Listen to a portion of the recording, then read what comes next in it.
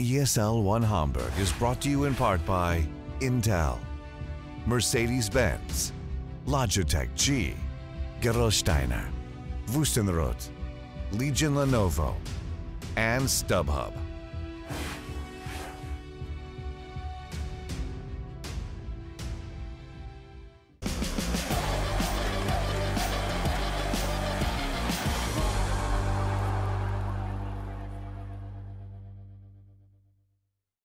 The StubHub Post-Match Breakdown.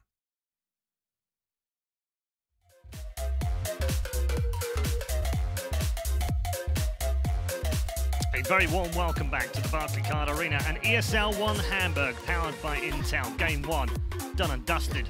As far as the Chinese team are concerned, they'll be happy bunnies after that one, but plenty to think about for our Brazilian friends as they head off to a break. We've got our main men on the panel back with us once more, Capitalist and Has, to break down Game 1, and also look forward to our second draft as well in just a few minutes' time. Cap, we'll start with you. Great game to watch. I mean, supposedly these are the two worst teams in the tournament. I mean, who would have thought? There was some very high-level individual plays there, for sure. There was some really cool mechanics at play. There was a lot of things that you definitely can praise about both teams. I think there were definitely some strong performances, actually, from both sides from players. Unfortunately, there was also a lot of bad things to talk about, so sure. we'll try and bounce back between the two. Let's do crap sandwich. Let's do some good stuff first, then we'll talk about the not so good, and then we'll finish on some good stuff. Is that? I like that. Yeah, all right, let's do that. So I actually want to say, like, I thought Adriano played really well. He was both being like an aggressive flip pusher who managed to dodge death multiple times, but still managed to just own team fights for them. That was one of the big highlights. Chaos Knight, I think he played actually really well later on to the game when he started being required to carry team fights. Look at the body blocking here, by the way. Oh yeah, that was so good. That was so good. And Clockwork and their supports from King Gaming, stellar performance from them. So good. All right, what wasn't quite so good? I actually saw a lot more good plays than bad plays throughout the game. And this is the play right here that I thought kept SG in the game. The blink reveal on the Batrider, the lanes went awful for SG. Remember, we talked about that in the draft. Lanes. It was that blink reveal on the Batrider, catching the Lifestealer out, getting the kill on the Lina. The Chaos Knight participates in all 3 of those kills that I thought really kept that CK from falling behind critically in the game. And then these top lane fights, SG really showing the team fight potential of that lineup. I want to theorycraft a little bit. We can put this off if you want. Radiant. 11-3 so far in the tournament here. Now, those stats are really problematic because the best 2 teams in the tournament so far, Secret and VP, both favor the Radiant side, which is why I usually don't bring it up. But there was a 14-minute team fight that King Gaming actually lost up in the Dire jungle, but as a result, they were able to take that top 3 triangle of towers, both top 2 lane towers of the Dire and the mid-tier 1, down by 14 minutes. And when you do that as Radiant, I think it's really, really hard for Dire ever to threaten Roche unless they get a big vision advantage. Yeah, that's definitely true. I think that once you're able to like knock those down, your Roshan advantage is pretty high because you've always got that shrine in really good position for you, and you've got the tier 1 offlane tower, which offlane towers tend to be falling later than safe lane mids, like really high priority. Safe lane's easier to take, and then mid's just higher priority. So I could see how the offlane tower definitely for Radiant does offer an advantage when it comes to controlling Roshan. That's an interesting idea. It definitely has been like a pretty Radiant, a big advantage, right, over the last patch. Yeah, 21-10 at Starladder, 17-15 at PGL, so not big, but 11-3 so far here. Now this is the other. I think we already saw the big Echo Slam, the 35-minute fight at the top racks, which is kind of to me the other fight that really kept SG in the game when it looked like Keen were going to be able to exploit that advantage. I really love this foreplay. This was the best 11-10 Vengeful Spirit game I've ever seen. Dude, Rong was so good. Oh my god. I don't think I've ever seen a more impactful Vengeful Spirit, because it's not just the fact that he was always able to get the defensive swaps, but he also had the mindset to be able to get off offensive swaps. There weren't only like maybe 1 or 2, but when he did it, it was really impactful. So it really showed that he wasn't just like, okay, hiding in the trees, just like click the R button and wait, you know. He actually did have the mindset of being able to switch up the playstyle as needed if a team fight changed. Yeah. Was he MVP? Probably. Clockwork was Tianming. also Oh, really the good. clock- yeah, Tianming the clock was good. very, Leader very was solid. Very effective. Again, as well. I told you, right? Bamf. Yeah. Like, that guy is so good on Clockwork. He is so Invented good. his own name. He's so Yeah, good. and what I love about these guys is I'm watching this and I'm feeling like a little bit like watching Wings, and that they're able to take certain creative things and really push the game a little bit. So here's the thing is, like, I learned from Tianming that you're able to go behind the tier 2 Radiant offlane tower at nighttime, right along the side of the cliff area without being spotted by the tower whatsoever. Right? I'd never seen anybody employ something like that before. I wish I had a map to be able to draw it, right? But it allows you to be able to get a very distinct advantage that I've never seen anybody employ before. And it was really cool. And I was like, holy shit, this guy actually knows what his stuff. And then I'm watching, like, all of a sudden they go Medallion Lifestealer and just go ahead and take the early Roshan because they recognize the pace of this game and saying, we not only have to win lanes, we have to get Roshan because our team fight is dog. Yeah. You know, it's terrible. Yeah. We can't fight at all. So they had to get that advantage, and they got every single one of them, right? So the Aegis and Cheeses, and they did all those things correctly, and it's still, I would say, they still shouldn't have won that game. I mean, you look at 40 minutes, and they could have lost this game. There were several team fights around that 40-minute mark, and they lost all of them, and everything seemed to be going to pieces, and they lost an 18,000 net worth lead. It dropped to about 4,000. Everything was going wrong, and they still had to play perfectly to win. And they did it, right? Yeah. I said, this is a team that, like, will get out-drafted pretty hard, and yet they'll still outperform their own limitations and what they've given themselves in the draft. I guess it does mean we need to think about how do SG approach game 2, because if they can't outdraft them, they can't outplay them, and they can't out-team fight them, how do they beat them? I don't know, man. I think if you're SG, you're willing to give that another shot. I mean, you played the style that you want to play. You played around Adriano, enabling him in team fights. Would you not want them to be a bit more run at you, like first 20 minutes, like they were back in, their Brazilian friends in PGL? The only the Peruvians thing did the same thing, right? Ran at them. The only thing that I was going to highlight is what just happened in the draft, is take out the Furion, right? To me, well, that's gone. The Dark Furion was, if there was a problem for SG, it was the Dark Furion able to punish them for that strong 5-man style that they play. Without that split push threat, I think that last game is very different. I think they really need to employ their wave clear a lot better. So if you watch, like, Adriano was single-handedly carrying them through the game by being both the hero that would shove out waves for them and also win team fights. And that's, like, unrealistic. I would watch Adriano, he'd, like, go and really aggressively shove out a lane, and then I'd watch, like, SG have 4 members by their tier 3 mid. You know, like, they're not employing that space at all. So, and on top of that, they're forcing their carry to be the one who pushes out the waves when you have 3 good heroes to be able to do that. They have the Jakiro, Earthshaker, as well as Batrider. All heroes that are able to lane shove for you, and Jakiro is one of the better ones as a 5 position to do so, because who cares if you die? You lane shove really well, you can force reactions, but they just didn't really do any of that. They just limited themselves so much. So I think that is one thing that SG could really employ in this game too, that would set themselves up a lot better. On top of the fact that they don't have to play against the Furion split push will help a lot. Yep. Yeah. And they've gone for a Bardo Bane as their first pick. Yeah, I was going to bring that up, that if I had to say something bad about that game, the one hero that I didn't think was used properly was that Jakiro. You almost never saw him shoving the lanes. There were a few nice ice paths in the team fight, but that's not the primary purpose of the Jakiro. You want to be playing on the opponent's side of the map, and you want to be using that pushing ability to convert objectives after team fights. Not really something we saw. So Ven O'Clock. Yep. Ben O'Clock, I like it here. I think it's in the Keen Gaming wheelhouse. Yep. Strong openers.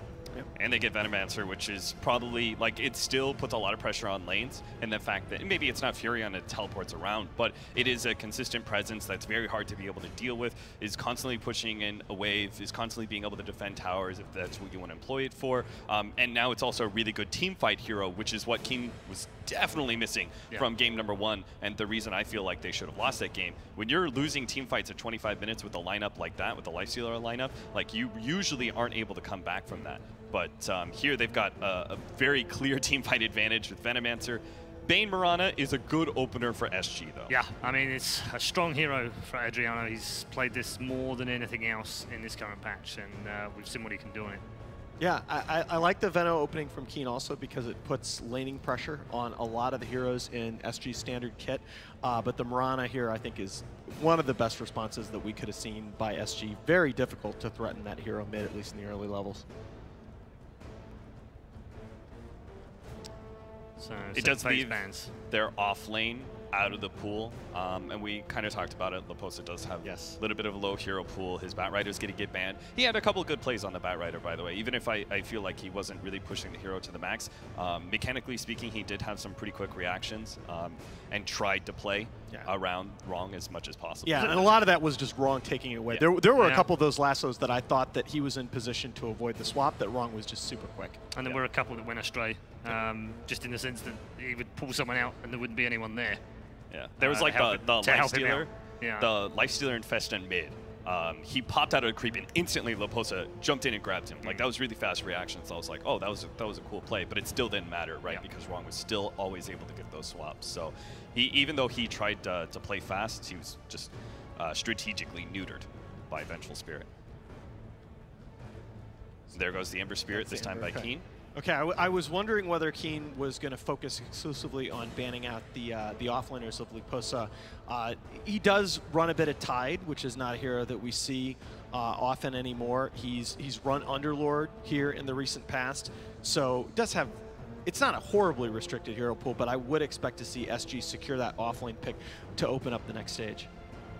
Considering how Keen set up game number 1, I wouldn't be surprised if they picked up something like a puck for their offlane, and they just continue to play this very razor edge style that is very focused on being able to fight and win fights over and over and over again, and it does leave them very little room for error. And Puck is kind of one of those perfect heroes for that, right? An aggressive initiator that can fall flat if countered well.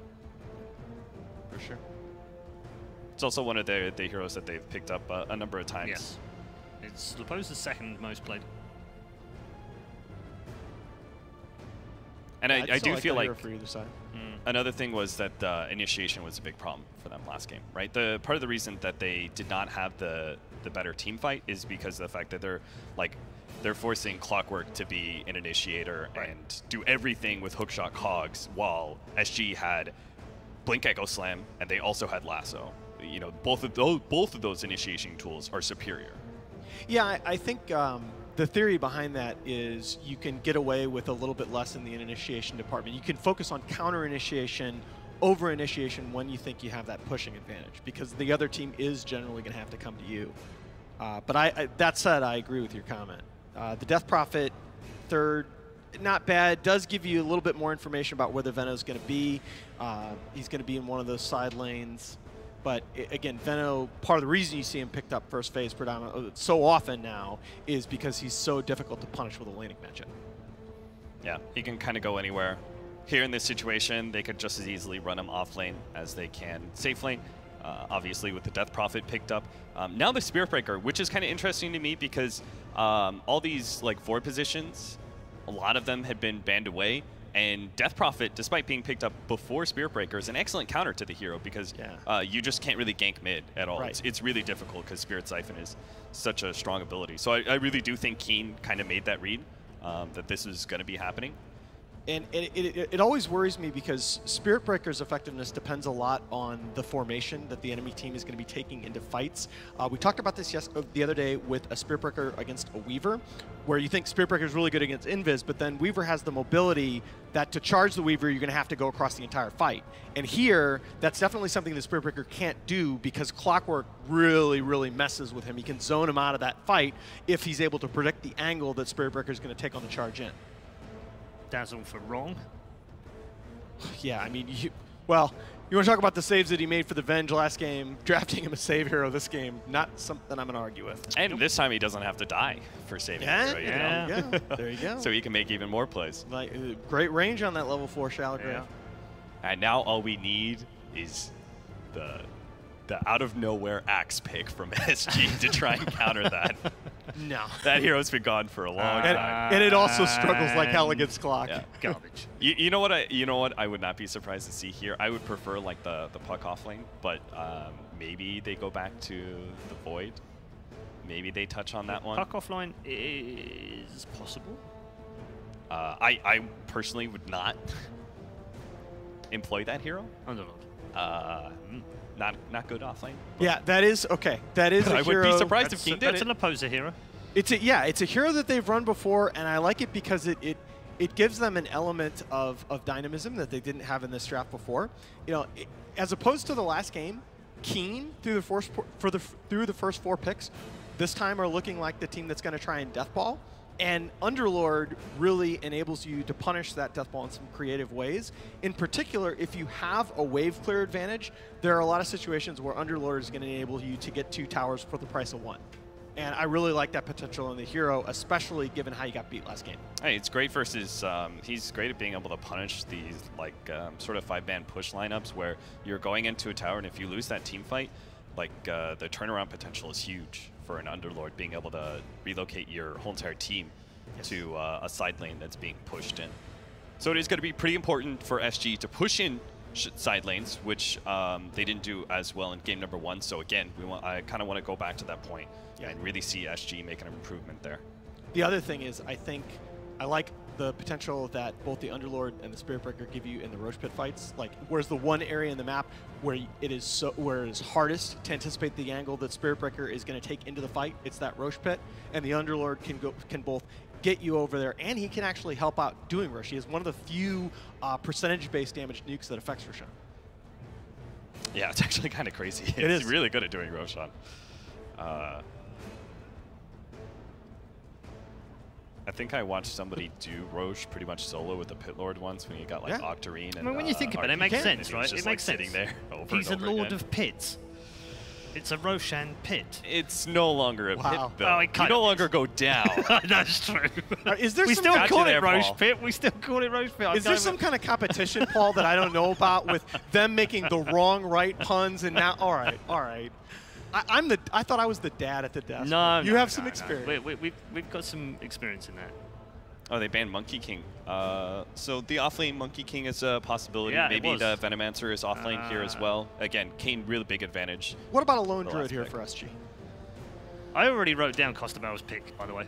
I already wrote it down. You gonna tell me? No. No, he's going to reveal it. The Arc Warden. That's not surprising. Oh, get the... Do you want to... Yeah, I suppose we should have kind of... Yes, Paul. We should have seen it coming. Good work, Paul. I just hate the hero. As soon as they picked up the Underlord. But they've I know. But they've got Chaos Knight now. So here's the thing: is like Arc Warden, Keen are fine with letting it out because Death Prophet is actually one of the better heroes versus Arc Warden because the ghosts ignore the bubble and they can get damage in. Now they've got Chaos Knight who's going to pick up a Blink Dagger eventually to jump onto the Arc Warden as well. They've already got Clockwork in that regard. I actually think that Keen is perfectly okay with this. Yeah. Honestly, I think it comes down to, I think the Arc Warden makes this SG lineup too slow. Tempo-wise, I think it's just going to take too long to come online, and this time, if Keen get off to that big laning phase advantage, there's no 10-minute Batrider Blink reveal to keep you in the game. All right, okay. Well, they're going to get You don't even have to ask me, Paul. Yeah. Well, let's build some tension here. let's have a proper show. Sure. Capitalists. Yes. Where are we going in this second game? I have to think about this a little bit, Paul. I have to read the weather signs outside, feel my Oracle vibes here. I don't know. If SG couldn't win game number 1, that was their best shot to be able to beat Keen. And so you're all on board with Keen 2-0? Yeah. All right. Alan? Yeah. Love what I saw from SG in game 1, but I think the Arc Warden was a trap. There are enemy ships in Sector 47. Keen Gaming. Set by Keen Gaming. The two experts here on the panel believe that this is a 2-0 for Keen Gaming. Is it? Let's find out as we head into game number 2. Thank you very much, Paul. Indeed, I'm Odie Pixel. I'm joined by the fabulous Blitz. We're ready to kick off game 2 between these two sides. It's SG, of course, against Keen Gaming. Blitz, the panel, they didn't have a lot of faith in what SG have brought into game 2, but they've got their Arc Warden. This is this hero that every team seems to ban against them. It seems to be their favorite go-to hero to play. Is it not good this game? I think it's a little bit rough, and I think people have set the standard of how to play against it. Just aggro trialing it. Or get really aggressive on it early on. And that's why SG, they're smoked up as 5, because they want to make sure that he gets the best laning phase possible. This hero struggles. Yes, it catches up, but there's a bare minimum of items that he needs to fight, and it's a lot of items. But he does get them at a good pace, surely, after he hits sort of his first, the Midas and such. He farms quickly. Yes, but I think the game also snowballs pace-wise like out of his control if he doesn't have a relatively strong lane. And that's why they're smoked up like this. It's not just to try to get a kill, but it's to scout out the lanes early on. Yeah, he's not going to quite be able to find the range for the setup there, Bardino. So SG don't get the kill. But as you say, it gets them some info. Also gives some info, of course, to the side of Keen Gaming. And we'll see where they want to put Costabile. Looks to be heading up top. The info is the important thing here. They need to be able to see what's going on. And we talked about just a second ago, they want to aggro this. You want to make sure that you get as aggressive as possible, and look what they're doing. I really like, well, Keen Gaming, so the CK was spotted down bottom, yes. but they know that SG spotted this. So they're yes. like, well, you're going to move, we're going to move as well. Yeah, it's brilliant. Because it's just taking that extra step. They're thinking to themselves, okay, they saw our CK, they think it's a CK bottom, they're going to play it out normally. We love that. But instead, they're doing a little bit of a swerve here, and I like this because you really need to shut this hero down. And Tianming making sure that the courier wasn't getting sniped there by Bardino. Bardino and Theodore, they've got their eyes on mid, and Ing could be in trouble. They have the Nightmare set up. We'll see if Tianming's presence is enough to put a stop to it. Charge coming through, and with the cog push back. Beautiful cogs. Well, you say that, kind of pushed Theodore in range of Ing, and at the end of the day, Ing goes down. It kept Adriano away, but they still get the first blood. Yeah, no Fairy Fire on the Death Prophet is going to go down. Did catch 3 people with it, but so far so good as they already moved. And I really like this, that no hesitation, just TP out. As you said, well, this is literally the most important part of the game for SG, just making sure that Costabile has a great start. If he doesn't, it's pretty much game over. Yeah, nowadays, that has been the counter in pubs and in professional games. Aggro tri-lane this Arc Warden, shut down his early game as much as possible, and never let him recover. Because yes, Sal getting cancelled as well there, Dark. Keeping himself a little too close to Costabile. And that is going to hurt him down in this bottom lane. He needs backup, and he has got it in the form of the clock coming in. Mid lane again, Bardino just keeping up the pressure with the Nightmare. Tianming trying to come in, force some aggression onto Costabile. They'll bring him down low. They will go for the chase here. In fact, Costabile, he could be in trouble. I don't know if he gets out of this. They still have the battery assault. They do get the deny. It is still him out of lane, and Theo Lecour will pay with his life. So Keen Gaming still happy with the overall flow there. Would have loved to get the kill, but still just forcing him out of the lane. It's still job done. Gives space for Dark, and it starts to shake the Arc Warden off a little bit of his laning stage. Yeah, and talking about how important that was, and the casters mentioned it that the analysts mentioned that they felt that this hero was a little bit of a trap, and so far that's come true as SG even giving him a more ideal lane. This is not a fun lane to play. Mid lane, seeing how Adriano's doing, he's falling low. Ing able to harass him back. Bottom lane charge. Comes through quick with the Gale, so Dark makes sure that Theo Lecour can't chase down for more. Yeah, having 3 heroes down here. Really putting everything in place to try and get Costabile this farm that he desperately needs. It's mid lane though. I mean, Ing's doing a good job at harassing Adriano back, and he's suffering in the regen department. He's going to be have to be very careful how he comes forward to this lane. He's having to get salves shipped out to him because of this harassment from the DP. And he's already been bullied back a little bit. The Death Prophet in just fine fighting shape, as up at top Laposa not too happy about this current lane configuration, as he only has 2 CS to his name, but none of these lanes are going to be particularly easy for the Underlord, as he's going to get jumped on right now. So the Mango There's a stun. for the stun. This should be a kill with that sort of a heal bomb. Laposa, 3. Damage over time from the Poison Touch gets the job done. Mid lane, Theo Lecour has the charge. TP coming through. Not quite enough damage to finish off Ing, and they do have to be very careful how they go in on that TP with the 2 points in the siphon. Every availability for Ing to turn things around if SG get too close to Keen Gaming's tower. You said overall, these overall lanes, definitely a problem. They need to find some positive action for Costabile. He's not going to get it down here. They try and go with the lead in. Yeah, the Gale connects, and Tianming's ready. Cogs will push Costabile back. They'll try and look for Bardino, but Tianming oversteps the mark. Bardino will be able to turn, get the kill. SG will keep that bottom lane safe for now. Up top again. GGG stepping up the pressure onto Laposa. Can't really go for a kill with the presence of Theo Lecour's Spirit Breaker in the neighborhood. We'll just continue to focus on the farm, and farm he certainly is doing is he's 20-10 on the CS at the moment. Very, very strong start for the CK in this top lane. Yeah, and once again, Keen very happy with the way that the lane configuration has gone. even though the Venomancer doesn't have a lot, he is out-leveling this Arc Warden. And even saving the skill points in case he has to go into his wards, play the jungle game. If that's the case, so be it, as Dark gonna get charged up. Adriano again backed up by that Death Prophet. Yeah, Dark should go down here. Another strong kill for SG in this bottom lane. Tianming tried to come in for the helps. At the same time up top, Keen Gaming will find a kill in return onto the poster.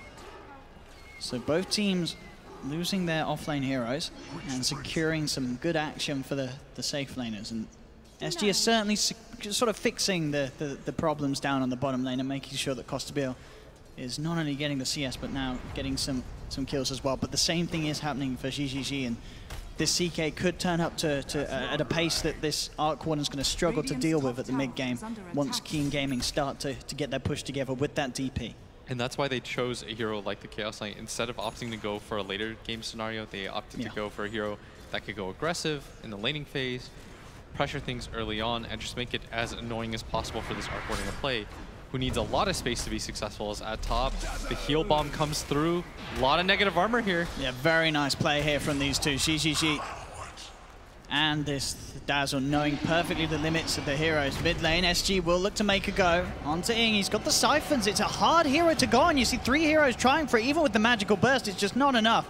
A couple of Siphons, and Ing, he has more than enough sustain to deal with 3 heroes trying to gank him. That's the power of the DP work. Yeah, and if you're not equipped to instantly burst them down, the turnaround potential is way too high, like you mentioned, as both heroes going to run into each other in the jungle now. Tianming trying to protect his Venomancer, who I think is still okay. He's managing to get farmed, didn't opt to go for the wards build, still saving a point in case he has to, but getting aggressive here at bottom Costabile. As Clockwork just battling the Bane in the corner. He is slept up though. Costabile is ticking down low, but with the other core there to turn around. And now Dark's going to be the one in trouble. He is. SG will get the kill there in that respect. Bardino will go down in return. Tianming, battery assault's enough, so they do find the trades, but again, it is Costabile surviving, getting involved in action, and Keen Gaming unable to really kill off this Arc Warden. He's playing very low on life. He really wants to keep himself in the lane. I believe he does have a salve on the courier once it comes out to him. Does have to be careful of any potential movement from Keen Gaming. In lane, Adriano and Ing keeping on par with each other with the CS, both having pretty good wave clear to deal with the pressure from one another. In top lane, the poster's got to be careful. We've seen it a couple of times. This CK+1 can rip apart this Underlord during his early levels. Bottom lane, Tianming overstepping the mark. This is another kill for SG down in this bottom lane. Costabile is getting involved in a lot of action thanks to these sort of movements from Keen Gaming. And it's now become a lane where if you're this Veno or Clock, you've got to seriously question if you really want to actually go down there now as just a lone hero, or even as a duo, as SG are now at the point where they will kill you. And they're punishing every time. They're creating this perimeter for their Arc Warden every single time. You notice that the Bane hides in that jungle area. He spots the Clockwork as he comes in. He never plays past that point either. And with that ward placed, they'll see any sort of TP rotation come in as they're going to make a move on mid. Yeah, Dark, bless him. The follow-up. He left the bottom lane because of these 3 heroes, and they just chase him straight back the middle. At least Dio and Bardino. The Spirit Breaker Bane combination just causing issues for Dark, who was just hoping to find something from that mid lane. While Sting was up top, of course, the DP sent up there, looked to get the push on, did manage to claim a tier 1. And now with the Phantasm, GGG, he's looking for some solo kill potential. With the damage output from his illusions, it'll be more than an easy kill. The question is if he gets punished for it. Adriano trying to go in with the help of Theolacor. GGG falling down low, but the heal's there. Wrong's going to be able to save him. He's ticking down low to that urn. The Grave out in time. GGG will be able to walk it off. Keen Gaming coming in time to save the day. And already, I mean, this could be another game. We saw Wrong do it, game 1 on his Venge, maybe game 2 Wrong on his Dazzle. I'm ready for the plays, because this man, he's been making them so far today. Yeah. Not the flashiest player, but always very reliable, as Costabile once again I mean, this is kill. Spooky, this Arc Warden getting this much on this bottom lane. It looked to be a slow start for SG down here, but it's very quickly turned on its head. This is exactly what they wanted for the Arc Warden in this opening 9 minutes. They were willing to commit 3 heroes for his cause. They had to abandon Laposa and Adriano a little bit, but they haven't even suffered that much. If you just look at the CS, the Mirana, barely behind. And so far, so good for SG. Much better start than the last game, as they have kept up overall. Now they're going to take the gold lead. Radiant's bottom tower is under attack. It just barely, though. And Theo looking for anything on the map. He really wants to just keep charging this Venomancer. Yeah, that is the easy kill for SG to look for, especially seeing as he's most of the time left alone. He's usually down bottom. They have now got the 6 on the clockwork. Jianming, we saw what he could do in game 1. He's ready to go and kick it off for game 2. Theo Lecourt looking to try and charge himself out, but he's stuck in the cogs battery assault, meaning he can't get nowhere. And Theo Lecourt is gone. Now doing an instant kill off the back of having that level 6 on clock. Top lane wrong. Spotted out. They got the Wraith, takes out the infused range up, and again Costabile going for it, but wrong. Goes for the Grave, goes for the TP. He's going to be okay. Ooh, the damage over time from the Flux nearly enough. But the Fountain Regeneration will keep him safe again. Wrong, making the smart heads-up plays.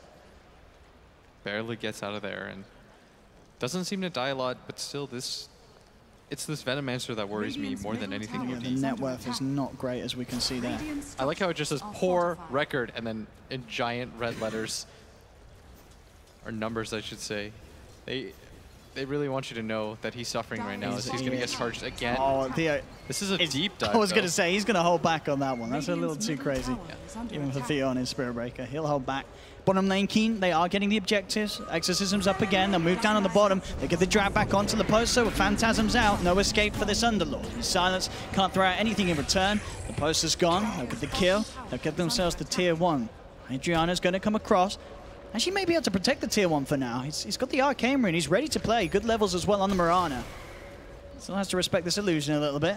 Theo's there to back him up as well, though. And we'll look for a charge, especially with the 6 now. Has the Nether Strike. SG can look to fight here, especially with the Exorcism now down. And SG, they defend their tower. Yeah. While at the same time taking that mid-tier 1. Getting much more aggressive in this early laning phase this game, as they sense what they have to do is create as much space as they can opposite the map of the Arc Warden, which they've been largely successful in doing. Is he has the highest net worth in the game.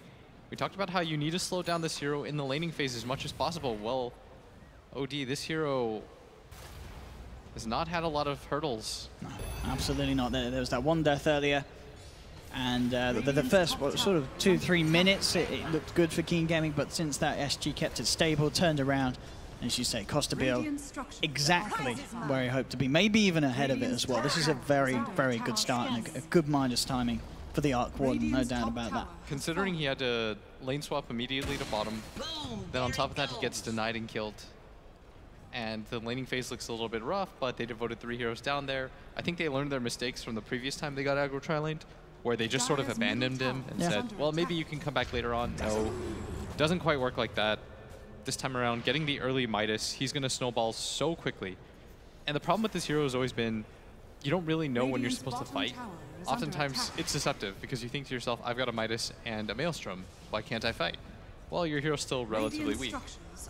So you need to get off to that good timing so that you can get to that third item, then join your team for these engagements. I mean, that's the thing as well. Obviously, Keen Gaming, this is pretty much the first time sort of on an international stage. The question is, how used to fighting against an R1 is this team, Keen Gaming?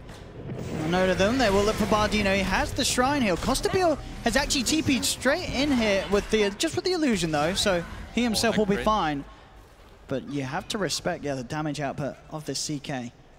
But yeah, Arc Warden, do you think, are these guys, back in China, is it a popular hero? Do they see him much over there, I don't think so. No. A lot of scenes don't really get exposed to this hero very often. Yeah. SG is one of the few teams that pick him on some kind of regularity. As in mid, Laposa might go down once again. He's having a tough game on this Underlord. He's been bullied so heavily. There's the 6th death on this Underlord.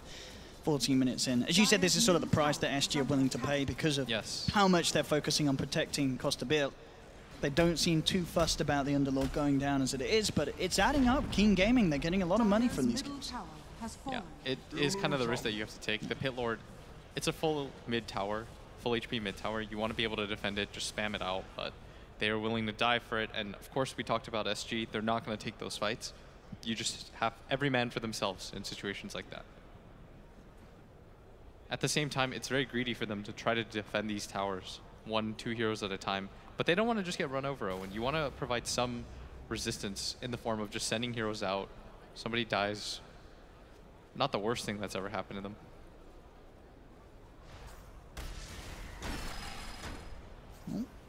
Bit of a missed hook shot, not that it mattered. It was just the illusion. That's 8 gold, man. That's true. It adds up.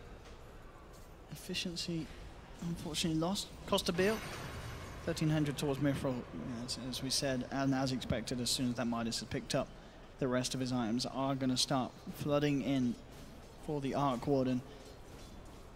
I mean, as you said, it is the decision of when you want to try and fight this Arc Warden, and what is the best way with their lineup to deal with it? Do they need to be heavy on hunting him? Is it all about finding him, or at the moment is it just playing around him? You know, as you said, the rest of SG looking to be where he isn't. Do you just look to tackle the rest of their team, win the team fights with your ultimates, these exorcism, phantasms, taking towers yourself?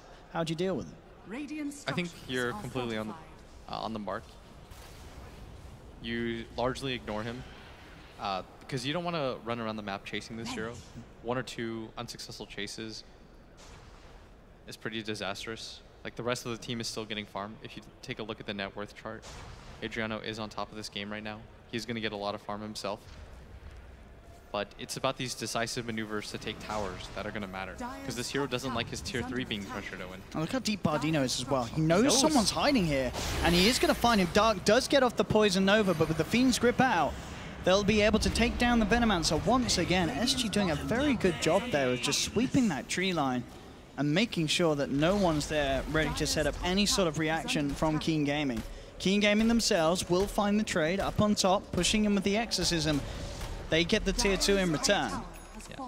And this is what we're talking about. It's much easier to bring the fight to him, pressure the lanes back, eventually set up for this Roshan, which you're assuming that Costa Beal won't be willing to fight at.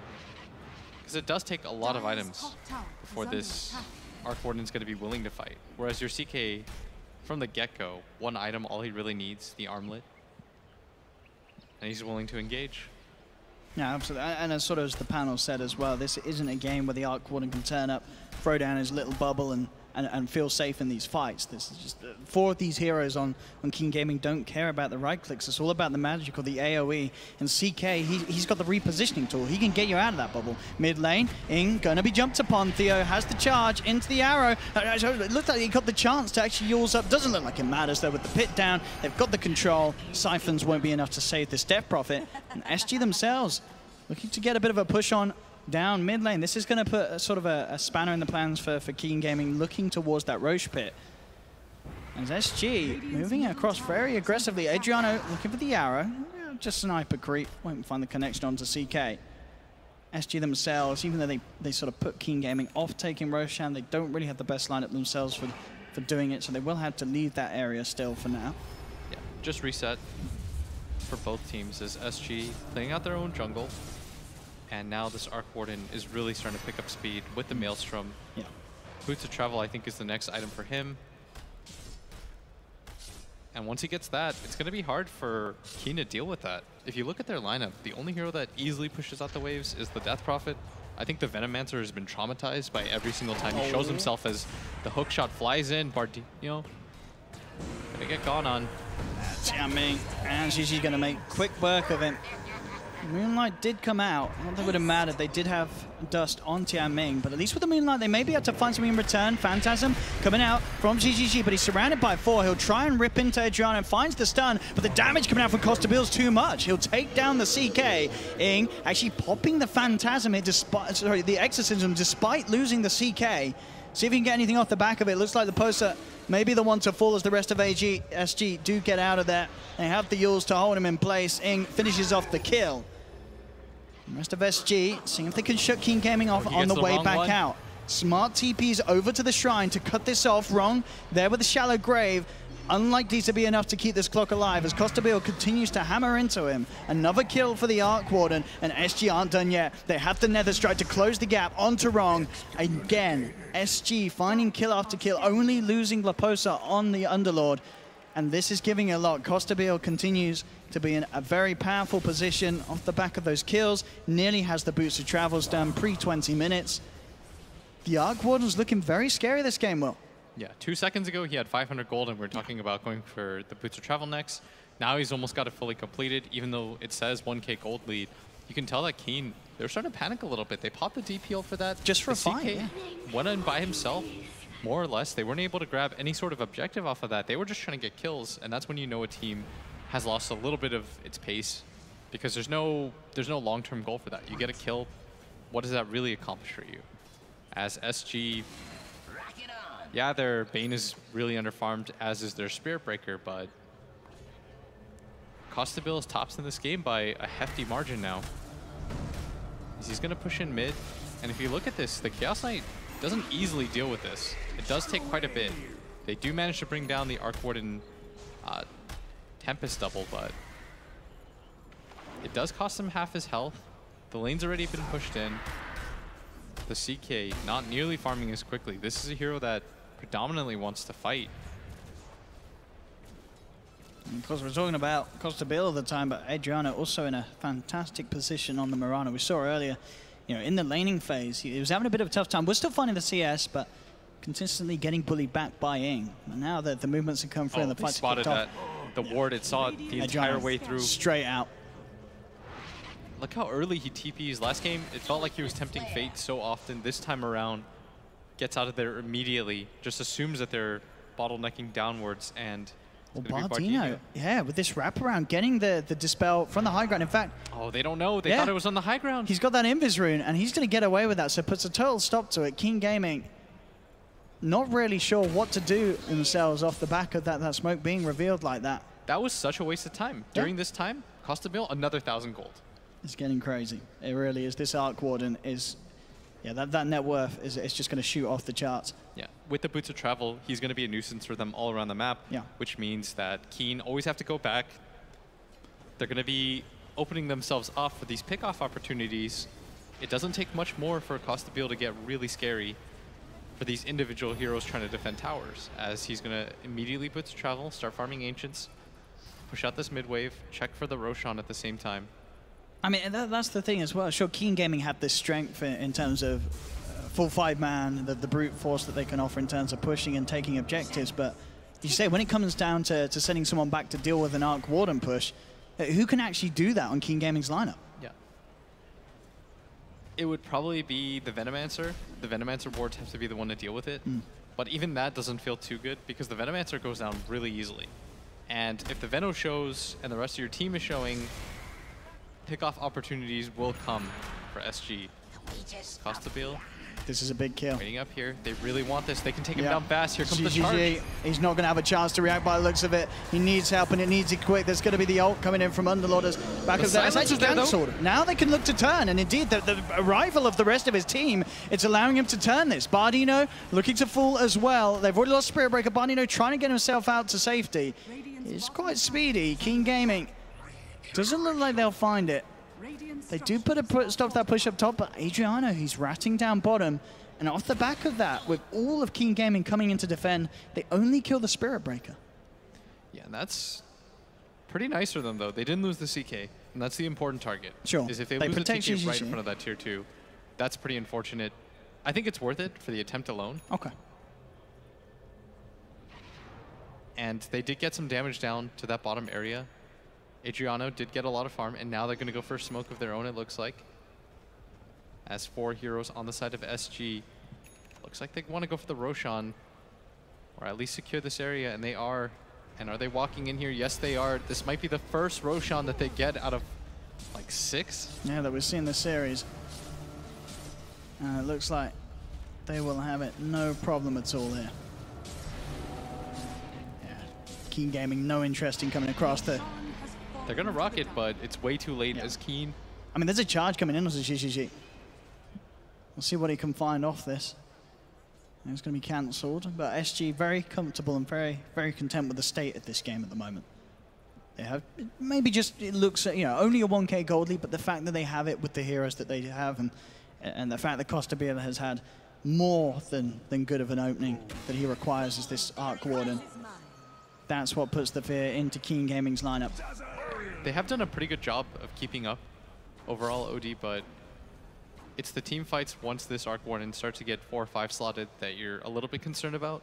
The good news for Keen, though, is that the CK has done a very good job of keeping up, and we saw how strong he was in that last game, even being at a significant net worth disadvantage. The illusions alone.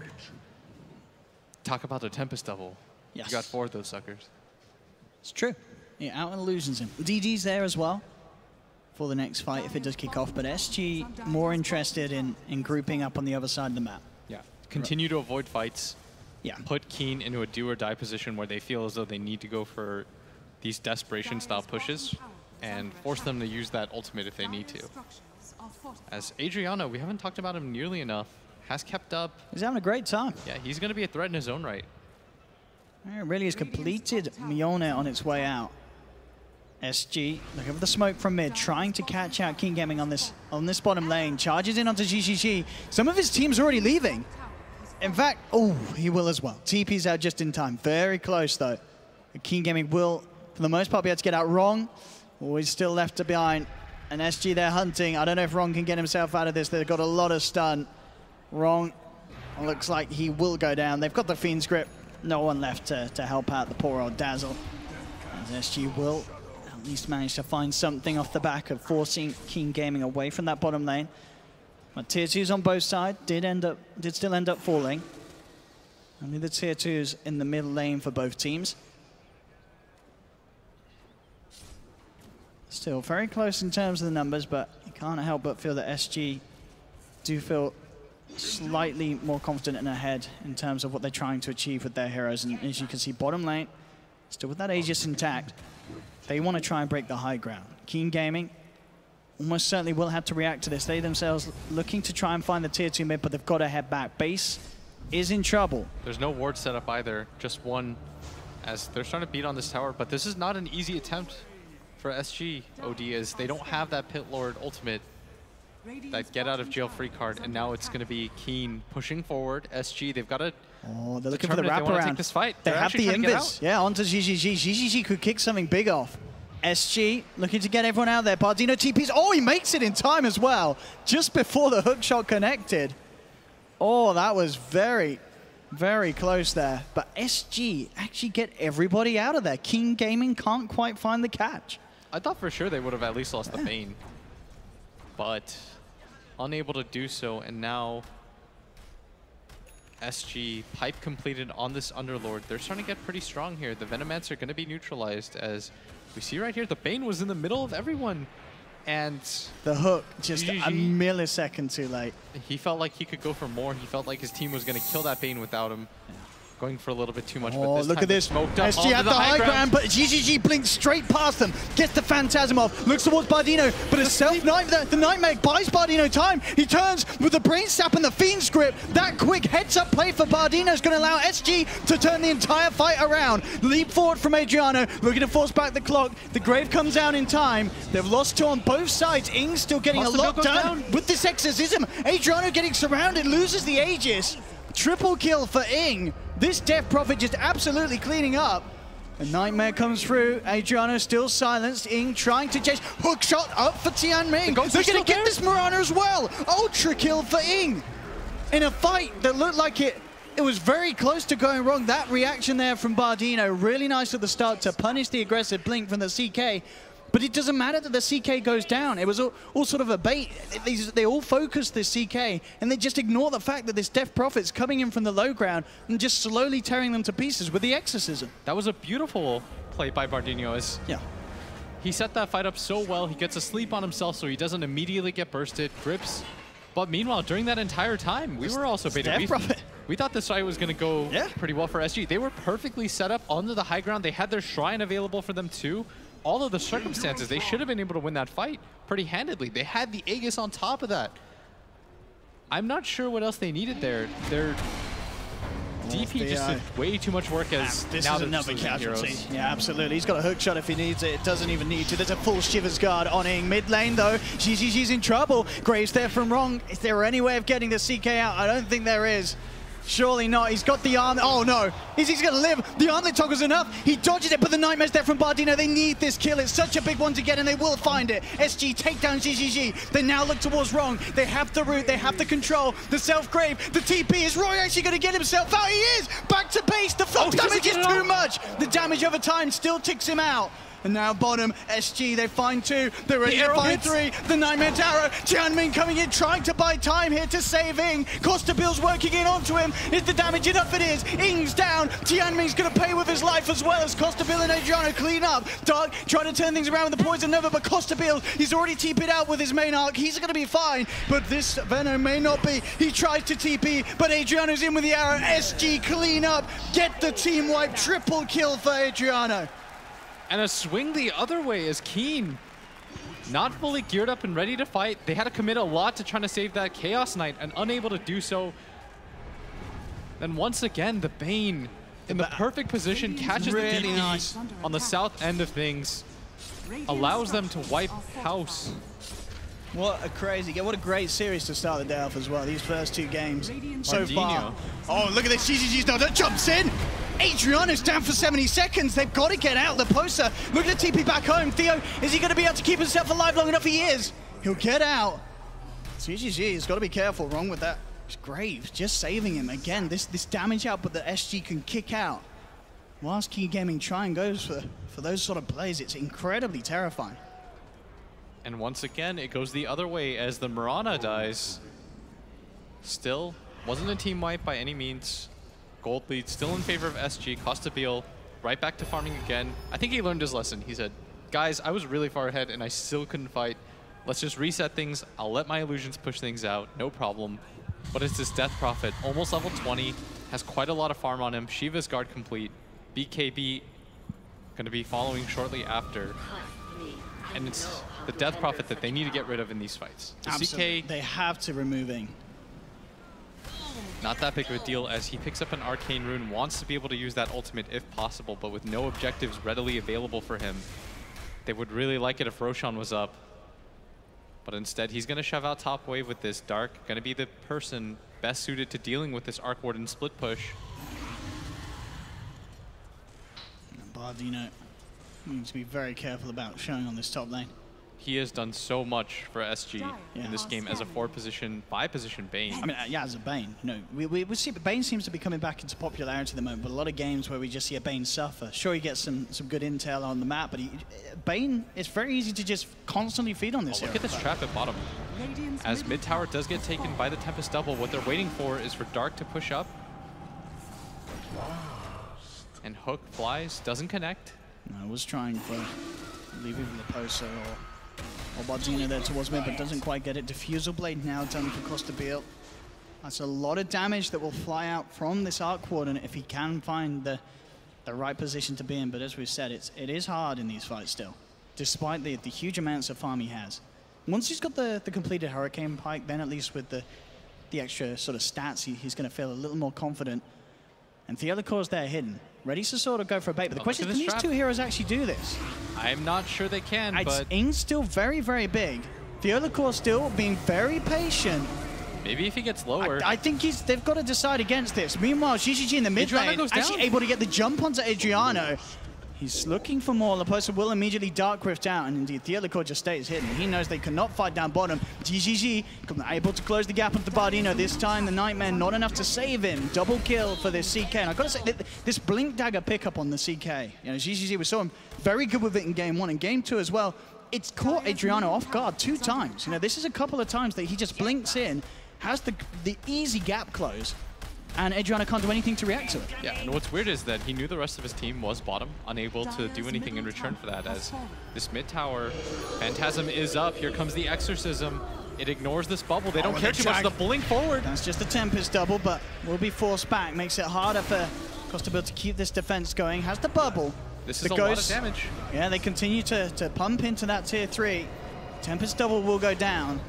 Full heart now completed for GGG.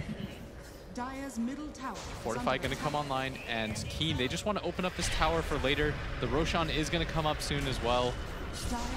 Now they got to get back as the charge. Oh, Come up look at that. Oh, it's beautiful. Straight from the midst of it. What will it add up to, though? That's the question. He just turns onto the Illicore. He's gone. Can they get anything more? The poster stuck in the cogs. Dark saved for the moment being. Shallow Grave comes out from wrong. The Nightmare's there to cancel the TP. Dark will pay with his life. They're just leaving him there for now. He finally goes down. Fiend Script comes out just in time. Bardino gets the grab onto GGG. That's the CK out. No buyback. He's down for 70 seconds. SG, they've got a great window of opportunity to get some big objectives. They need a Roshan with this. And this will be the second Roshan of the game. They struggled with it so much last game. This time around, it's theirs to take. Starting to get low already, Keen. They did open things up a little bit by taking that tier 3 tower mid, but maybe not worth this trade. And without a hookshot available and no steal opportunity, where's the rest of SG? They need to get here. Yeah, SG's got to do this quick. And I don't think they're doing it quick enough. Wrong already sort of fronting the defense as he just waltzes in on the dazzle. And he says, go on, take it. And really feel like this would be a mistake for them not to be able to take. Costabile actually went bottom instead of immediately committing for this Roshan. And I mean, SG, they're charging in. Yeah, Theo, of course, looking for it wrong. Straight away, trying to kick things off. Arrow comes in. Look at this wraparound from Adriana. Badino, they'll take down the Dazzle. Nightmare set up onto Ing. This is your Death Prophet just evaporating. He's got the self-fuels. It's not enough. The route continues. They lose another. Keen Gaming losing multiple heroes around this Roshan pit. And they're going to get more as well. Tianming, hook shots up to the Ancient, but the charge is there from Theo Lacour. They should have the control if they can get the Nightmare off, and they do indeed. They surround the clock, and that should be Tianming slowly but surely going. Now he's pretty tanky with the drums and the urn. They have the charge. He's got the cogs. I mean, he's taken their interest away, but it still ends up in him dying. They did, of course, finish off Roche on the sidelines whilst this was all going on. Costabile now has the Aegis in his hands, and this game is looking very tricky now for Keen Gaming. SG hitting all the objectives. Costabile continuing to be in the dream world for this arc. Won an 8-11, level 22. SG are ready to go high ground, and the question is if Keen Gaming have the tools to stop it. They may even need to buy back 25 seconds. If SG can force one of these out, it would be brilliant. It's just a small window. We'll see how much they can abuse it. This tower's already low. Costabile gonna start knocking on the front door as they have to deal with this illusion. Very tanky. CK commits for it, and it looks as though they are backing. Okay. I feel like this is a fight they could have committed to, at least on the tower, but... I mean, I guess they know that all the ultimates are there. Yes. Exorcism's back up, Phantasm as well as Poison Nova. They are to... You've got to respect those, even with the Aegis, as we've seen. You know, the Aegis does not mean you can win these fights. There's a benefit, though, of going aggressively against that Death Prophet. If you can force her ults defensively, then you just immediately back out. If you can get out with all your lives, then you'll reset, go back in as soon as it's done. And this is exactly what they're going for. They want to go for these aggressive plays. I like it as this SG. Could be perfect. They're playing for the win right now. If they can find Dark, maybe they can transition this into a high ground push. They've got the angle here. Oh, Theo Lacour. They're trying to find more. Costabile has the Tempest double. I mean, look at this damage coming through. Keen Gaming, they're trying to react. Ing's coming in from the side. Wrong has the Grave just in time. Nightmare comes through. Tianming goes straight onto the backlines. Hookshot onto Adriana, but Adriana leaps out. He'll be fine. They'll take down the Venomancer, who instantly buys back. GGG trying to clean up. Takes down Costabile once. That's the Aegis gone. Repulsor falling low as well. Ing still alive. They can't kill this DP. They've lost 2 SG, and they're potentially losing more. Wrong with the Grave, keeping it alive. This DP's going to be fine. He's backing up. Saved for the time being, and GGG just cleaning up the backliners. The stun comes out on Adriano. Desperado, can he finish off the kills? Gets wrong, but no, GGG lands the crucial crit to take down Adriano before he himself dies. Ultra kill for the CK. SG get wiped despite the Aegis. As we were saying, Aegis does not mean an easy fight at all. If Keen Gaming can keep their cause alive, and they did, that DP and CK went absolutely ham. Everything looked perfect for them, but they couldn't kill Ing at the time that it mattered. His ult did so much damage in that fight. I want to see how much damage he dealt in that engagement alone. I actually can't believe they lost that fight. They even defused him down after the Yule Scepter. I felt as though at that point, SG had that fight in control. Costabile was in a good position, and now DD on the CK. They need to, they're trying for this. This CK has a DD. They've got to be so careful. Adriano jumps forward, looking to finish him off. He's falling down low. Is there going to be any sort of save? There's not. That's the CK down. SG, they're holding. They did lose the melee racks, but they're making sure that they make Keen Gaming pay for it. Not only the CK going down, they'll catch the clock as well. That's the gem hitting the decks back into the hands of SG. So SG losing the racks, but that's 2 big kills to get off the back of it. This is like the weirdest swings in a game I think I've ever seen, or in a series, I should say, as one side just trades lives, the other obliges and does the same to try to keep things close, I guess. As they do manage to nab a racks, and now it's going to go the other way. It's going back the other way. SG doing the same thing. Oh boy. There's no clock for 50 seconds, and Tianming has been a crucial part of these fights for Keen Gaming. No exorcism still. Phantasm's there, but the CK's down for 40. He may have to buy back if they wish to hold on to some of these structures. The arrow, it hits? It does. Costa-Bill gets a fair bit of damage down onto this DP, and indeed he has to buy back. They're getting the CK back into this, but Leposa says, we're out of this, boys. Looking to take the ball back. He gets the ball. Leposa takes them out back to safety. The buyback from GGG will not grant them any kills for Keen Gaming because the save's there from the Underlord. And this time it's SG that gets away without having to trade anything. Their first successful trade. They do lose that Rax mid, but in return they get a full set at bottom. They did a lot of damage to that mid tier 3 tower with Costa Bill's Tempest double. They got the gem back at the same token, I think. And now it's Keen trying to take a structure as they are sending in the Phantasm Illusions into that shrine. This next fight, though, going to be key. How they use the Exorcism. If they use it defensively, maybe they can't take any structures after that. As SG, their high ground is very strong. Might want to wait, though, another 50 seconds for the Dark Rift to come back online for Leposa. That's been the key for them in these engagements. It really has. I mean, that single play alone, just making all the difference. Definite casualties would have been had if the GGG CK was able to get his hands onto the members of SG. Yeah, they're smoked up, pushing in. If they can kill this CK, it may even just be game over. Yeah, Keen want to take this fight, though. They've got the high ground. They really do. Leposa, he's the one to front it, comes in with the 2-man route. They've got to be careful, Keen Gaming. Charge is coming through onto GGG, blinks in, the charge connects. Wrong trying to hit him up with the backup. They're losing heroes pretty quick as Bardina just melts to the power of the Exorcism. They're focusing in, has the BKB. Can he keep himself alive? With the self-fuels, he's buying time. Oh, they're going to get him down. Ron comes back in, he gets the grave off. Is it enough to keep him alive, though? It doesn't look like it. The charge is there. Double kill for Theo Lacour. GGG surrounded. He's still trying his best to fight up, but the control from the pit from the Underlord brings him down. They've lost 3. Leposa should tick out. 4 HP, 5 HP. No, the regen is enough. He's going to be 1 HP. No, he's dead. Oh, he's going to live. Oh, he's all right. Is it? He is. Oh no, he he's gets not. through the run. Oh, he's still alive. Finally goes down. The rocket will finish him. That was the buyback, though. If they can take down this Arc Warden. The silence. Tianming's got the control, but the Elimination charges across. They're trying to keep Ing off Costa-Bill. Is that enough to save him, though? They're looking to fight. Costa-Bill's trying to be into Tianming. The rod is going to connect onto this Arc Warden. Ing, he's chasing him. Can he actually finish off this Arc Warden? It would be such a huge kill for Keen Gaming. He's got Yule Scepter up soon in 1 second. There's the charge, though. If they get this kill, he doesn't have buyback. He's got to be so careful, Ing. 3 men down on his team. There's the Nether Strike. Ing's down for 110. SG may be down 2, but it's Keen Gaming that are down 4.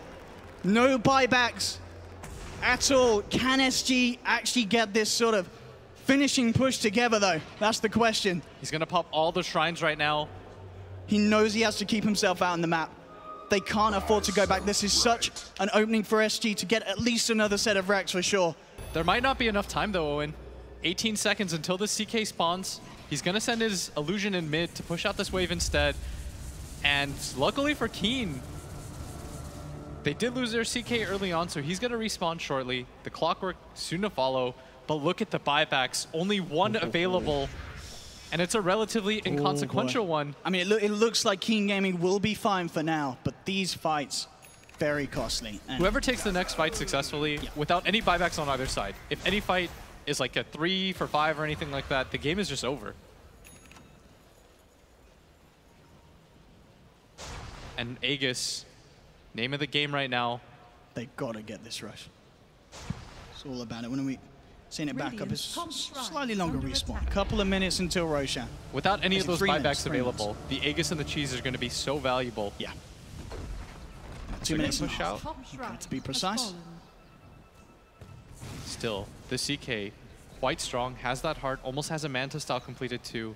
And Costa build, even though he's 6-slotted, it doesn't feel as though he can fight at the same pace as his Death Prophet. No. The damage output certainly comes quicker and faster from Keen Gaming's lineup. It's just the The positioning of Costabil has been very good in these fights. He's able to sort of out-sustain them. He's got good kite potential as well once the BKBs and such are gone. And he can keep his distance, and he can draw the fight out to the stage that, even with the sustain of wrong on the Dazzle, it's just not enough. Oh, Tempest double. He'll get ripped to pieces. Well, I say that. Well, he's buying himself some time, Costabil. They're trying to pressure this top lane as much as they can, just so they always know where Keen is. And they want to secure this Roshan area. They already took down the Shrine. They understand that this is the most important objective on the map right now. Yeah.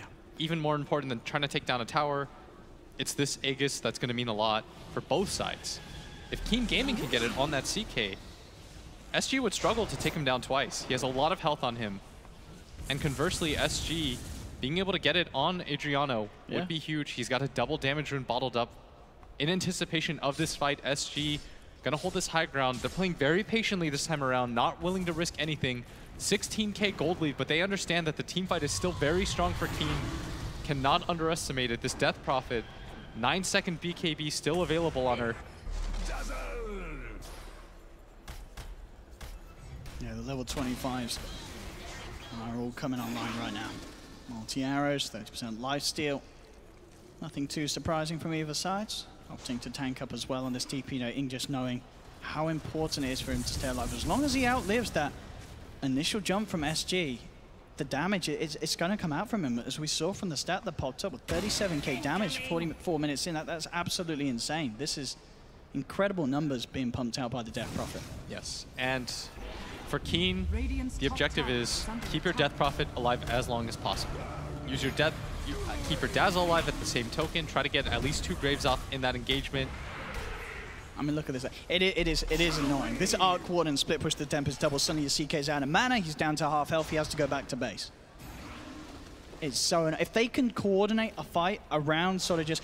You're not going to kill a hero necessarily with Tempest double in terms of the cores at least, but you're going to be able to get them to a point where they have to back up. Yes. And then suddenly... Keen Gaming, there's this little window where there's just 4 heroes that are ready for a fight, and a core, he's back in the fountain. What SG wants to do is they want to try to isolate that Dazzle, make things as annoying as possible, play around that Death Prophet ulti. If you can't immediately burst him, you've got to get out, start the fight over again as Keen. They recognize too, this Aegis is up. It's so important. Yes, and both teams, they anticipate this. This is going to be the big fight for both sides. Whoever gets on top of this fight. Keen prepared for this. They have the Moonlight closing as well. SG. They want to take the high ground, Keen. They're all around that area, but they don't have their Death Prophet. They might just get caught unawares. Yeah, there's no Ing. In fact, SG, they may just go for Ing instead. They know that they're split going up. North. Arrow, one will connect onto Tianming, the poster. Drops down the Pit of Malice onto 2. Costabil sending the Tempest double in. Dark, Wrong, and the rest of them in trouble. In fact, they lose Wrong already. That's the Dazzle down. Dark, he's going to fall as well. 2 down on the side of Keen Gaming. GGG is trying to turn up to the fight. He wants to go for this. Goes straight onto Costabil. Gets the real Arc Warden. Takes him down, but GGG himself is gone. The damage from Adriano, too much for the CK. Ing trying to chase and look for the kills that Keen Gaming desperately need. The control from the Clockwork will allow them to take down the Spirit Breaker, but they really need something more. And can they get it? They have the rod onto Bardino, forces himself away, but with the chase down from the Shiva's guard, Spain's got to be careful. Has got the Glimmer Cape. Oh, that arrow onto Tianming could cause issues. Costabil's Tempest doubles back in, takes down the Clockwork. They've got the Pit of Malice route onto Ing. He's trying to get himself out of there. The Exorcism's still going to work. SG had to respect that. They'll back away, just leaving the Tempest double behind. There's still a gem on the decks there. We'll see who's able to get their hands on it. GGG jumps forward and will get himself back into the fight. Did, of course, well, cost of the buyback of both GGG and Tianming. Buying back into that engagement, as well as of course, the Venno at the start of it. 3 buybacks again being used pretty much straight up by Keen Gaming. And of course, it's the other side. It's SG that get their hands on Roshan, get the Aegis, get the cheese. This could be the be-all, end-all for Keen Gaming, this next defense. Lack of buybacks, the enemy having the Aegis and the cheese. Can they really hold this sort of push? And they know that Exorcism is down. That's the ability that's kept Keen in this game, despite their net worth disadvantage. And SG, they had to commit the buyback on Costabil. He has a double damage rune. It is running out. Okay. So not the worst fight ever for Keen. But certainly not the best as the Aegis and the cheese go the other way. Leaves them vulnerable. Yeah, and now Death Death Prophet, 8-second BKB, still strong. But Bardino has just done too much in these engagements. That Glimmer Cape playing keep away with the Death Prophet, and now it's Adriano starting to rack up a lot of farm. Almost everyone's starting to get 6-slotted, at least the cores. So in that regard, things are quite even. Is Costabile going to go for that Hex next? Wants another form of control for his team. Amp up that team fight a little bit. And I think Keen, without the buybacks, they know they've got to just hold on, sit inside their base for the time being. They do not want to make any rash decisions at this stage. With the control that SG have of the map. They can't allow this Tempest Double to get on top of their towers. That's why they're just all sitting here. Look at how much damage it does. A huge issue. Costabile, as you said, you know, even though we did expend that buyback, still making sure maximum effect came out of it, returning into that fight. You expect to got nothing less from Costabile, very, very experienced Dark Warden player. This is the hero that they will try and find games to play it in SG if they can, because they know how strong he is with it and how good the team is at playing around that. And we've seen that from start to finish this game from SG. They've set this up perfectly for Costabile. Yeah, he seems very comfortable on this hero every single time that I see him play it. Understands what he needs to do, plays this hero very decisively. I mean, very rarely, I don't think at all this game have we seen him make a play that's been like, he shouldn't have been there, or he's been misplaced in a team fight. The only times he's gone down is when GGG makes a very smart play, where he actually manages to find the lockdown on the right arc warden. Now, you know, that sort of jump, the blink on the CK is hard to play around, but everything else has been. Oh, the arrow connected on the Death Prophet, but no follow-up. Instead, they're just going to grab this tower. It goes down so quickly as they open things up a little bit more. They still have an Aegis available. Look at how farmed that Mirana is. Has a Daedalus. Has that cheese available. 3,000 gold, and now the Hex is completed on Costabile. Yeah, it is crazy. I mean, as we said, we've been talking the whole game about, you know, Costabile and how well he's farming, but the fact that Adriano is keeping up, you know, with an Arc Warden who effectively has the, you know, the effect of double Midas, that's absolutely insane farm for Adriano. And whoa, King Gaming are trying to fight. Hook shot in, coming in straight away from Tianming. Adriano pops the cheese, back up to full health. BKB and the Exorcism's out from Ming. Theolacore trying to focus the base as well as Costabile, but Theolacore's down. Wrong will survive for now. GGG grabs the post from the sidelines. They're picked apart too. They themselves have lost Tianming, but SG, they have to back up. Can GGG catch anything more out of this? Blinks forward. No reality rift available to close the gap as SG will get away. Keen Gaming do push them back. They lose half of the racks on that top lane. But they still keep the other alive. That was very well done by Keen. They held the line. They made sure that their Dazzle didn't go down without a fight, even though the Spirit Breaker committed. And I like that they didn't try to chase or overly chase. They kind of kept in a tight ball to make sure that they didn't just get isolated and picked off. They protected each other. They did lose the Clockwork for that, but grabbing the Underlord, wasting more time on the Aegis, and killing the Spirit Breaker in the same breath is going to be well worth it for them as the Courier gets hit a little bit. It's got a lot of heavy loads. Yeah, that's a good job for them. They didn't lose it, man. That's your halberd. Now for the Veno. X comes out. Look at that damage. It's nasty. Dark from quite a bit of a punch from that. And is there to help him clear out the illusions. Yeah. But with that Talisman, he just evaded most of that. Yeah. That halberd going to be very important for that Venomancer, who doesn't deal a lot of damage independently, but if he can stay alive long enough, get that ultimate. It's now the CK going for Scotty next. And I think for Keen right now, the objective is just to get everyone as strong as possible. Get 6-slotted on all your cores, defend your base, wait for them to make too aggressive of a move on the side of SG, as we saw earlier.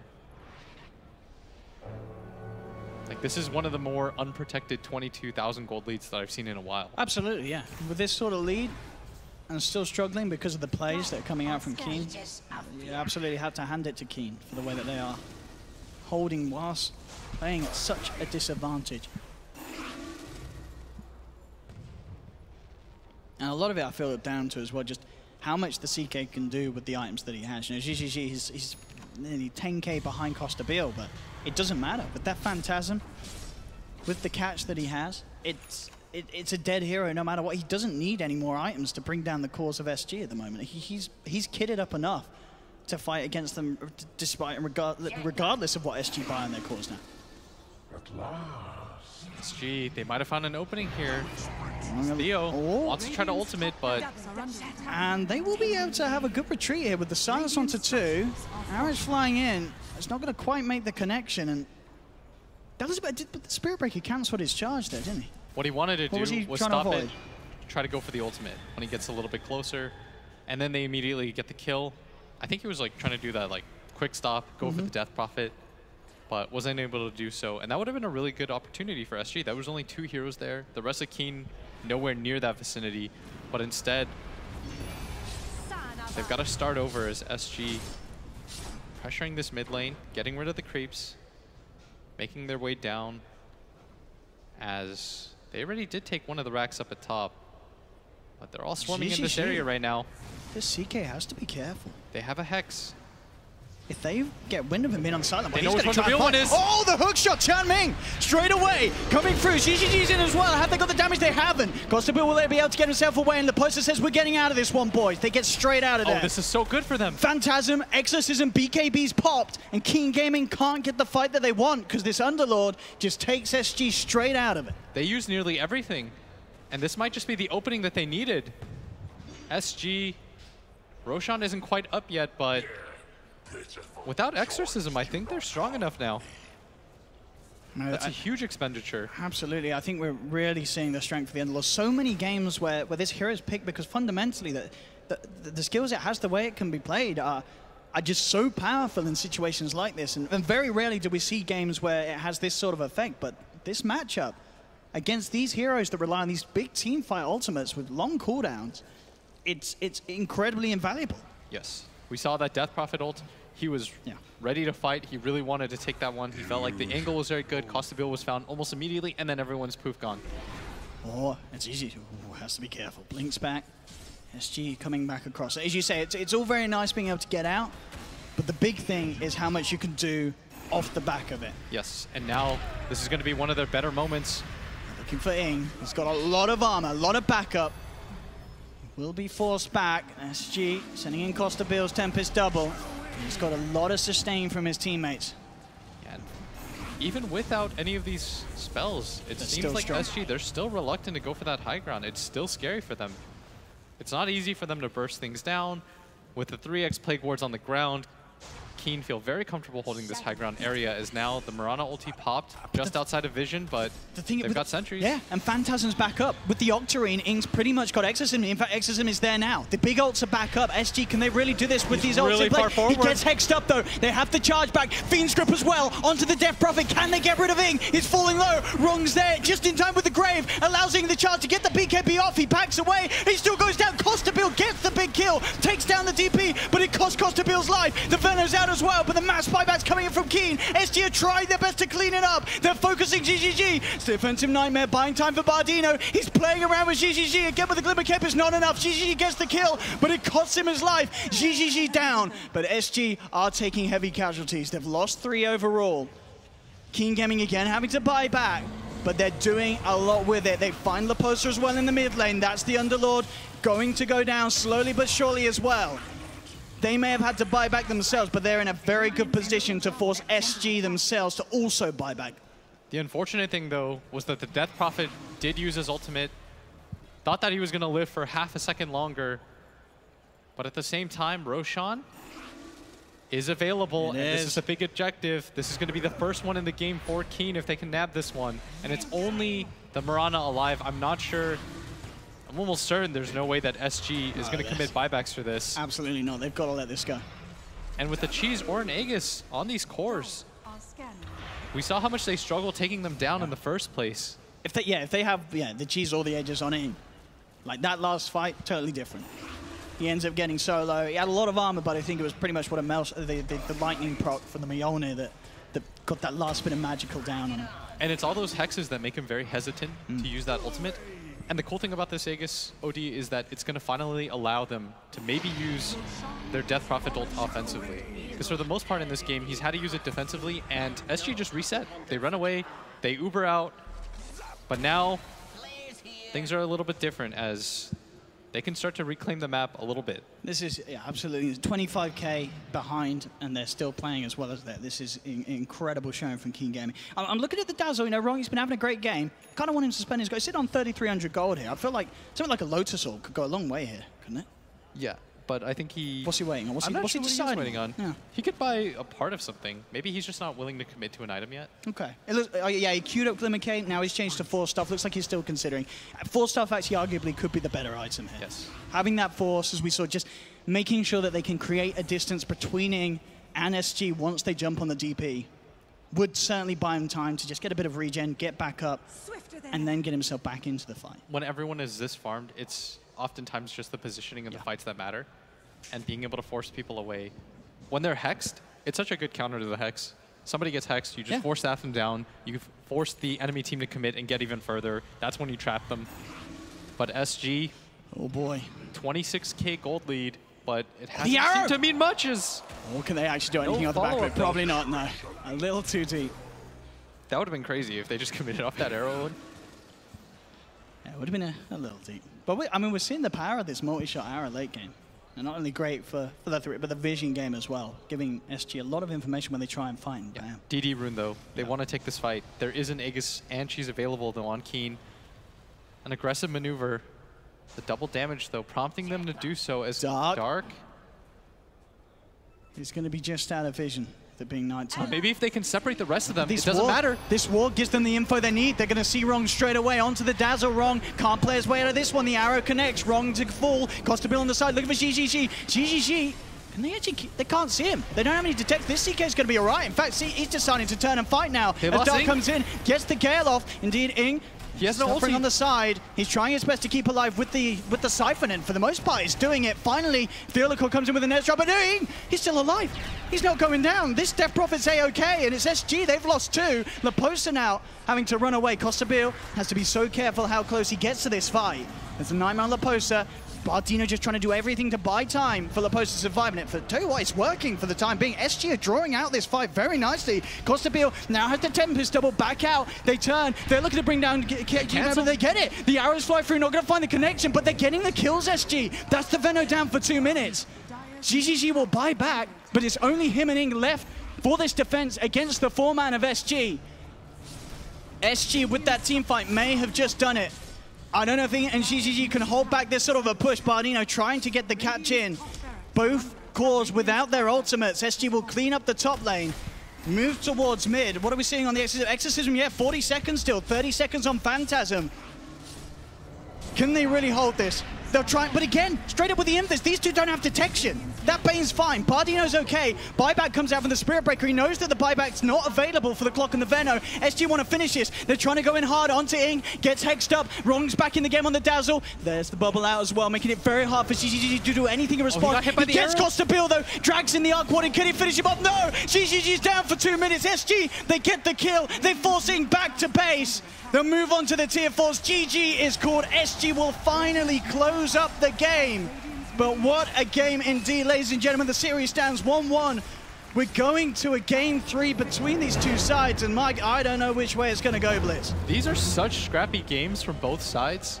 Even with these 20k leads, both teams keeping it as close as possible. SG, they finally run away with it. It took such an effort. In that last fight, the Death Prophet, it was just her inability to get her ults going for a very long time. Even with the Aegis, she dies. She doesn't come back with that ult. I mean, I think the big question is, we saw, Keen Gaming gave it their all there. They tried to fight against the SG Arc Warden. Are we going to see that hero get through again in game 3? I think you just get rid of it this time around. It looked like they had struggled too much with it. But SG, big win for them, showing that they can compete. Absolutely. What a series indeed to start off ESL Hamburg Major. It's an incredible showing from both sides. Game 3, it's going to be even more insane. Will we or will we not see SG get their hands on the Arc Warden once more? Don't go anywhere, ladies and gentlemen. We'll cut to a short ad break, but then we'll be back for more action here live in Hamburg.